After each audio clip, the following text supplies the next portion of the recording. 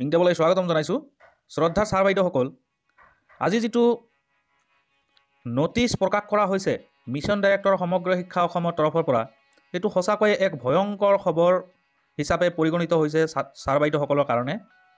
কিয়নো এই নটিচটোত উল্লেখ কৰা হৈছে যে বিভিন্ন ক্ষেত্ৰত ইলেকশ্যন ডিউটি, এক্সামিনেশ্যন ডিউটি বা টিচাৰ ট্ৰেইনিং বা অন্যান্য যিসমূহ ট্ৰেইনিং আছে, এই ট্ৰেইনিংসমূহৰ ক্ষেত্ৰত যিসমূহ এবচেণ্ট শিক্ষা হেতুত হৈ গৈছে ছাৰ বাইদেউসকলত, সেইখিনি পূৰণ কৰাৰ কাৰণে নিৰ্দেশনা প্ৰদান কৰা হৈছে।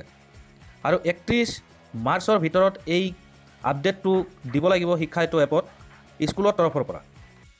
এতিয়া গুৰুত্বপূৰ্ণ কথাটো হৈছে যে ইমান দিনে যোৱা জানুৱাৰী মাহৰ পৰা যি পৰীক্ষা কাৰ্যসূচী অনুষ্ঠিত হৈ আছিল, মেট্ৰিক পৰীক্ষা, তাৰপিছত হায়াৰ ছেকেণ্ডেৰী ছেকেণ্ড ইয়াৰৰ পৰীক্ষা, তাৰপিছত এতিয়া আকৌ HS ফাৰ্ষ্ট ইয়াৰৰ ফাইনেল পৰীক্ষা চলি আছে।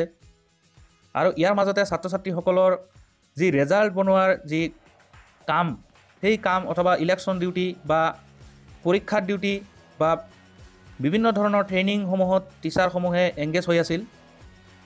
তেনে ক্ষেত্ৰত ছাৰ বাইদেউসকলে নিশ্চিতভাৱে বহুতো এবচেণ্ট হৈ গৈছে সেই শিক্ষা হেতু এপৰ পৰা। বহুদিন প্ৰেজেণ্ট দিয়া নাই শিক্ষা হেতু এপত এইবিলাক কামত সংযুক্ত হৈ। আৰু এই এবচেণ্ট যিসমূহ আপডেট কৰাৰ নিৰ্দেশনা প্ৰদান কৰা হৈছে, এই এবচেণ্টসমূহ আপডেট কৰাৰ কাৰণে আপোনাৰ উপযুক্ত প্ৰমাণৰ প্ৰয়োজন হ'ব যে আপুনি কি কামত জড়িত হৈ আছিল, কিয় আপুনি শিক্ষা হেতু এপত প্ৰেজেণ্ট দিয়া নাই। উপযুক্ত আপুনি ডকুমেণ্ট প্ৰডিউচ কৰি পেলাইহে আপুনি এই এবচেণ্টসমূহ আঁতৰাব পাৰিব। আৰু আটাইতকৈ ডাঙৰ কথাটো হৈছে যে 31 মাৰ্চ উকলি যোৱাৰ লগে লগে অট'মেটিক সেই এপত আপডেটসমূহ হৈ যাব, যদিহে স্কুলৰ তৰফৰ পৰা এই আপডেটখিনি কৰা নহয় যে টিচাৰসমূহ কিয় এবচেণ্ট আছিল, কিয় শিক্ষা হেতুত প্ৰেজেণ্ট দিয়া নাছিল।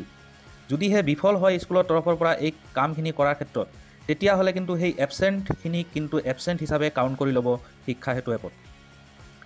আৰু এই কামখিনি কৰাৰ ক্ষেত্ৰত স্কুলে কিন্তু এক ডাঙৰ প্ৰব্লেম ফেচ কৰিব। কাৰণ বহুতো এনেকুৱা স্কুল আছে যিবিলাক স্কুল এক্সামিনেশ্যন চেণ্টাৰ স্কুল হয়, আৰু চেণ্টাৰ স্কুল হোৱাৰ ক্ষেত্ৰত স্কুলসমূহ যিদিনাখন পৰীক্ষা আছিল সেইদিনাখন খোলা আছিল, আৰু পৰীক্ষা যিদিনাখন নাছিল সেইদিনাখন কিন্তু সেইখন বিদ্যালয়ৰে টিচাৰসমূহক কিন্তু ভিতৰত সোমাবলৈ দিয়া, প্ৰৱেশ কৰাৰ কোনো ছিষ্টেম নাছিল। সকলো ফালৰ পৰা সেই বিদ্যালয়সমূহৰ গেট বন্ধ কৰি থোৱা আছিল, আৰু শিক্ষক শিক্ষয়িত্ৰীসকলেও কিন্তু বিদ্যালয়ৰ ভিতৰত সোমাব পৰা নাছিল। তেনে ক্ষেত্ৰত এই বিষয়টো কিছুমান এনেকুৱা ট্ৰেইনিঙো হৈছে ছাৰ বাইদেউসকলৰ যিবিলাকৰ অৰ্ডাৰ কপিও নাই। ট্ৰেইনিঙৰ কাৰণে অকল ফোন কল এটাৰ জৰিয়তে তেওঁলোকক মাতি লোৱা হৈছে আৰু তেওঁলোকৰ জৰিয়তে ট্ৰেইনিং কৰোৱা হৈছে।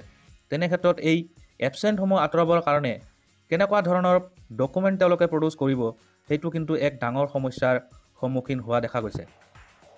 এই 31 মাৰ্চৰ ভিতৰত যদি সেই টিচাৰসমূহৰ এবচেণ্টসমূহ যদি আপডেট কৰা নহয়, যদি গুচোৱা নহয়, তেতিয়াহ'লে কিন্তু ইয়াৰ পিছত আৰু স্কুলৰ তৰফৰ পৰা সেই আপডেটখিনি কৰাৰ সুবিধা নাথাকিব, আৰু তেতিয়া ডিষ্ট্ৰিক্টত গৈহে, ডিষ্ট্ৰিক্ট লেভেলত গৈহে এই কামখিনি কৰিব লগা হ'ব। তো বিষয়টো এক গুৰুতৰ আৰু ভয়ংকৰ বুলি ক'ব পাৰি সকলোবোৰ ছাৰ বাইদেউৰ কাৰণে।